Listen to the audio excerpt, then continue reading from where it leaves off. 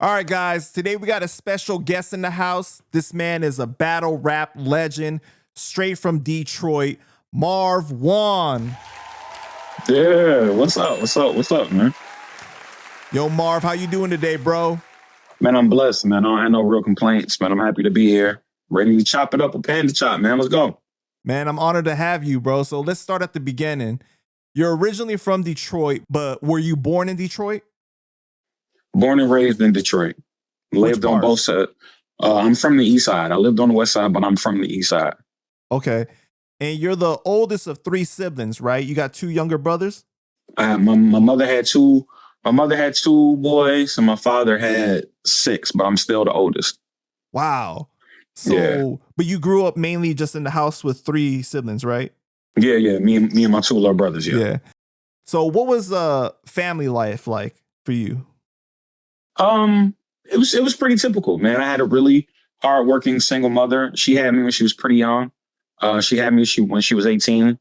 A lack of help, but my mother is super resilient. Never really took handouts. You know, we never suffered. We never knew if there was anything wrong.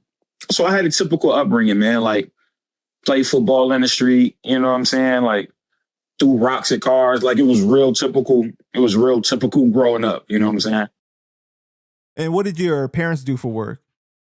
So my mother she works in a juvenile detention center. So she's worked there for a minute. You know, she went from being a guard, you know, to laundry, to like a supervisor. So she's done everything in that space. Got you. And then what about your dad? Not sure. I didn't have a relationship with my father. Oh, right. Okay. So you grew up mainly with just your mom. Yeah. Okay. And how would you describe yourself like as a child? Like, were you really quiet, social, into school, sports, or music? I was a good student. I was a good student until I wasn't. Pretty typical, man. Like, I had a good little social circle. I wasn't really shy. I wasn't really like insecure or anything like that. Like, pretty outgoing as a kid. Mm-hmm. Music has always been my passion. Music and words, like writing, has always been like my go-to. So yeah, like that was my deal. Like, music and writing, that was my deal. Got you. And your youngest brother, he's autistic, right? Yes, my youngest brother is autistic. What was that like growing up with him being autistic? Difficult at first. It wasn't something that you can prepare yourself for. It's not something that my family has a history of. So when it came to us, it was a big shock. But, you know, his days became our normal. So, you know, after the shock of it, like, it just became, well, you know, that's just how it's going to be. You know what I'm saying? That's all. Right. You know, it's interesting with people with autism, like they may lack in certain areas, but they excel in other areas. Like, you know, definitely, they're very like intelligent in different ways. Super. My little brother's like a computer whiz. Like, that's his deal. Mm-hmm. That's his deal. So because you didn't grow up with your father and you were raised primarily by your mom, did you feel the need to be like the man of the house or set an example for your brothers? Or did you like have a stepdad? So my mother did marry. Unfortunately, it was later on in my life, but she lost her husband. But it was just, I don't know if I felt the need to step up and be the man more so than just things had to be done. Things had to be taken care of. And there was responsibility put on me, at a fairly young age. And it just it became my norm. So I didn't think of it as trying to step up or trying to fill a gap. It was just, hey, my mother said she needed this done. I'm the closest person who can get it done. Let me get it done. Like, I don't think that I looked at it like I was taking over, like I was taking someone's job, or I was trying to set out to be a father figure for my little brothers. It wasn't that. It was just, yo, this shit got to get done. So get it done.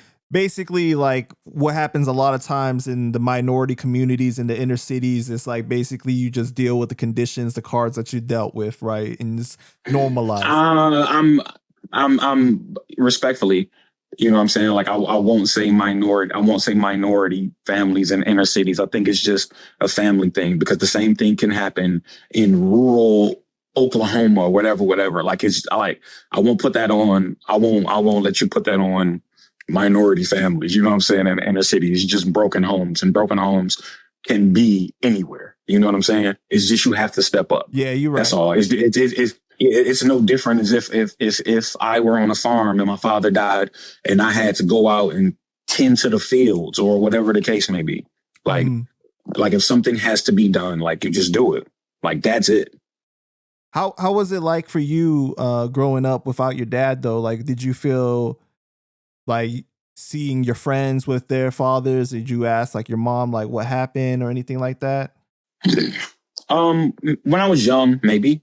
Mm-hmm. When I was young, maybe, because you know, I would be lying to you if I told you that you know every boy doesn't have the visions of throwing the ball with his father or working on cars or learning how to drive from his father.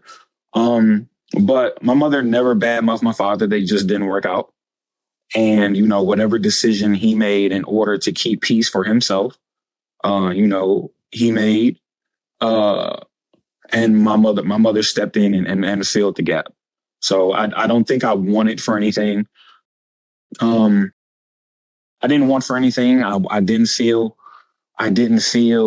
like I was lacking anything because I had a very, very, very strong and determined mother. You know what I'm saying? Yeah. Did you have like uncles or like older cousins that filled that role for you as well, like to be that frame of reference? I did have older cousins. My mother doesn't have any brothers, so I didn't have any uncles.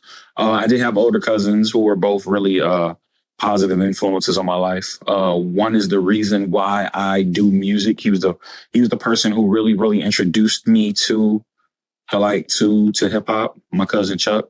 I watched my older cousin Derek graduate from college. Like so, I had those things to aspire to. So again, that's why I didn't feel as if I lacked anything. For sure, man. So you're coming up in Detroit in the 80s as a kid during the crack era, right? Walking the streets of Detroit, what are you seeing? Like, what is the environment that is shaping you into the person that you eventually become? That's a very loaded question because I don't want to give the impression that I was stepping over vials or walking through war zones or anything like that. I still lived in a community. I still lived in a neighborhood. And even the people who may have had habits were still very community based. They were still very neighborhood driven. So it was a do as I say, not as I do kind of thing. They were just people who who just got caught up in the undertow of a really, really strong current. They weren't bad people. Like, you know, no one ever solicited me or offered me anything. I never had to, you know what I'm saying? Like I never had to run from crackheads or anything like that. I still lived in a community. So like a lot of the horror stories that people have, or a lot of the horror stories that people embellish about their growing up or their city or Detroit as a whole, I didn't experience that. I still lived in a tight-knit community. We just had people who had problems in that community. That's dope though. So like even, you know, with those issues plaguing the community, you still felt like there were people that had your best interest at heart. Definitely. It was definitely, hey, if I see you doing this, it's going to be a problem. Like, it's like, you know, a lot of times people, especially during that era, a lot of times people got caught up in that due to their ignorance. They had no idea. They had no idea what the ramifications would be or what the consequences could be for this. And you have to remember, like cocaine was a party drug. Cocaine was a rich person's party drug. And once people found out how to mass manufacture it, you know what I'm saying, for a lower price, they didn't necessarily know what would come after. Or I'm assuming a lot of them wouldn't have went down that road. Mm-hmm.